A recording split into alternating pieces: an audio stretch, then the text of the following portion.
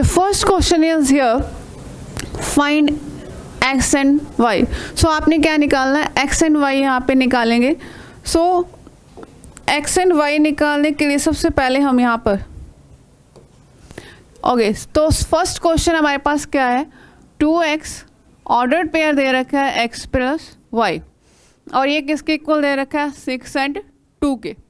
ठीक है, इस ऑर्डर्ड पेयर के इक्वल दे रखा है. अगर इक्वल दे रखा है दैट मीन्स जो फर्स्ट एलिमेंट है that must be equal to the first element of the other side. तो आप क्या करोगे बेटा, 2x किसके इक्वल आ जाएगा 6 के. दैट मीन्स आपके पास 2 या मल्टीप्लाई में तो दूसरी तरफ जाके क्या हो जाएगा डिवाइड में. तो आंसर क्या आ जाएगा आपके पास 3 आ जाएगा. क्लियर. इस तरह ये तो आपके बेटा आ गया x की वैल्यू. सिमिलरली जो सेकेंड एलिमेंट है that must be equal to the second element.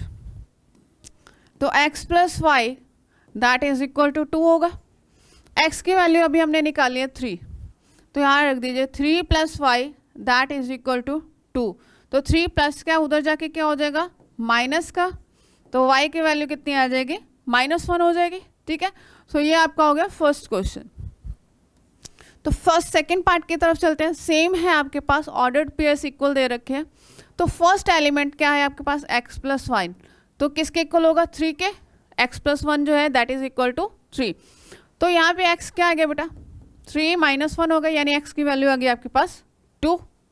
Same case y minus 2 किसके इक्वल होगा 1 के इक्वल होगा, क्योंकि जो second element that must be equal to the second element.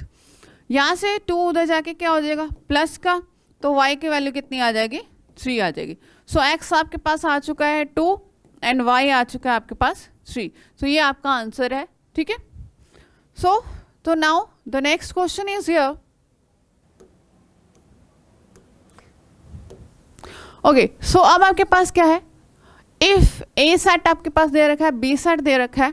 अब बताना है कि जो a क्रॉस b है that is not equal to b cross a. तो चलिए सबसे पहले हम सेट a लिखते हैं. सेट a हमारे पास है 1 3 एंड 5 एंड सेट b आपके पास है 2 एंड 3 रहेगा. सो जो सेट आपके पास यहाँ पर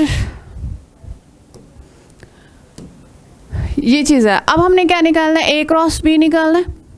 तो सबसे पहले एलिमेंट a का पकड़िए. तो a एलिमेंट्स हमने लिया 1, तो सबसे पहले इसकी करेंगे 2 के साथ, देन 1 की होगी 3 के साथ. तो 1 एलिमेंट कंप्लीट हो चुका है. अब आप उठाइए बेटा 3 को. सो 3 की पहले होगी 2 के साथ, so that is 3, 2 and then 3, 3 होगा. Next one is 5. अब 5 की 2 एंड 3 के साथ करेंगे. सो सबसे पहले लिखिए बेटा 5, 2 एंड देन 5, 3. सो ये आपके पास ऑर्डर बना है that is the a cross b जो है आपके पास क्रॉस प्रोडक्ट ये आई है. अब हम निकालते हैं b क्रॉस a.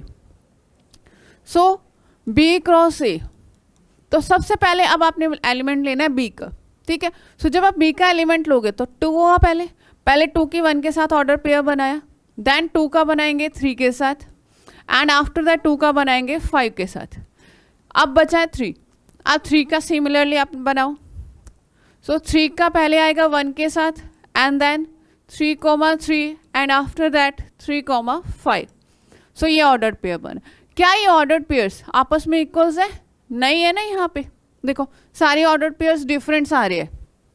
ठीक है. अगर मैं 2 और 3 का लूँ, यहाँ पे क्या है 3 एंड 2 है, तो अपोजिट है. सो दिस इम्प्लाइज मैं लिख सकती हूँ a cross b that is not equal to b cross a. ठीक है. तो ये हमारे यहाँ पे प्रूव हो जाता है that is a cross b जो है that is not equal to a cross